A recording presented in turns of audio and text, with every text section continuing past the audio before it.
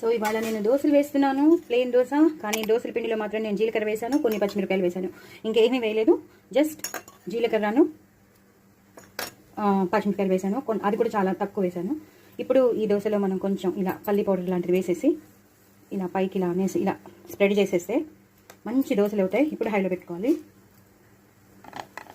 హైలో పెట్టేసుకుని చక్కగా ఈజీగా వచ్చేస్తాయి మనకి. ఒక్కసారి కాలిందనుకోండి ఇంకా పక్కకి తిప్పవలసిన అవసరం కూడా ఉండదు, ఎందుకంటే మనం బాగా కాలేక మనం ఈ పౌడర్ అనేది వేసాం కాబట్టి ఇలా ఇది కాలాలి అనేది మాత్రం అక్కర్లేదు. జస్ట్ కాలేక మనం ఇలా తిప్పేసుకుంటే అయిపోతుంది అనమాట. చాలా చాలా టేస్టీగా ఉంటాయండి దోశలు. పల్లి పౌడర్ మాత్రం కంపల్సరీ ఇంట్లో ఉండాలి. పల్లీలు, నువ్వులు, అలాగే కొంచెం ఎండుమిరపకాయలు, ధనియాలు, వాటిని నేను గ్రైండ్ చేసేసాను అనమాట. గ్రైండ్ చేసేసి అంటే మీరు కావాలంటే మీ ఇష్టానికి తగిన ఇంగ్రీడియంట్స్ వేసుకోవచ్చు. వెల్లుల్లిపాయలు కావాలంటే వెల్లుల్లిపాయలు వేసుకోవచ్చు. మీకు ఏవేవి కావాలి. నేను వెల్లుల్లిపాయలు వేయలేదు, జస్ట్ పల్లీలు, నువ్వులు, ఎండుమిరపకాయలు, ధనియాలు వేసి గ్రైండ్ చేసిన పౌడర్ అనమాట. చాలా చాలా టేస్టీగా ఉంటుందండి. ఇలాంటి దోశల్లోకి రకరకాల దోశలు ఉన్నాయి. ఆ రకరకాల దోశల్లో మనం అన్నీ చేయలేము. మనకి తగినట్టుగా మనం ఏది చేసుకోగలమో అదే చేసేసుకుంటాం అనమాట. సో దీన్ని ఇలాగా చక్కగా తీసేసుకోవచ్చు.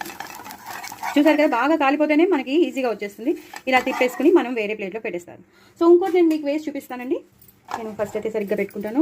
ప్యాన్కి నూనె రాసుకుంటాను.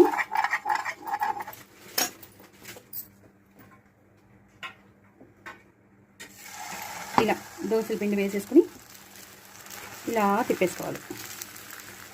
ఒక చేత్తో చేయడం కొంచెం కష్టమేనండి, బట్ మీకు అందరికీ చూపించాలి కదా అని నేను చేస్తున్నాను. ఒక చేత్తో అయితే కష్టం. ఇప్పుడు నూనె మనం ఎంత వేసుకుంటామో దోశల్లోకి అంత వేసేసుకోవాలి. హైలో పెట్టుకోవాలి. ఇప్పుడు ఇందాక సిమ్లో పెట్టుకున్నాను కదా, ఇప్పుడు హైలో పెట్టుకోవాలి. ఈ టైంలోనే మనం పల్లి పౌడర్, నేను ఇందాక చెప్పిన పల్లి పౌడర్ వేసేయాలి. వేసేసి చక్కగా ఇలా స్ప్రెడ్ చేసేసుకోవాలి. మనం చేసుకున్న చట్నీ ఉంటుంది కదండి, పల్లి చట్నీతో తినేస్తే సూపర్ సూపర్ సూపర్ సూపర్ దోశలు వచ్చేస్తాయి. ఇంకా చెప్పక్కర్లేదు, ఎలా తింటారో మనకి తెలుసు కదా. బాగుంటాయి దోశల మీద దోశలు వెళ్ళిపోతూ ఉంటాయి.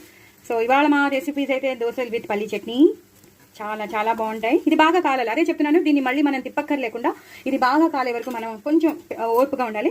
బాగా కాలిపోతే మాత్రం తిప్పేసేసి మళ్ళీ తీసేసుకోండి. దయచేసి నా ఛానల్ అందరినీ అందరూ సబ్స్క్రైబ్ చేసుకోండి, సపోర్ట్ చేయండి, నలుగురికి షేర్ చేయండి, నా ఛానల్ని ప్రమోట్ చేయండి.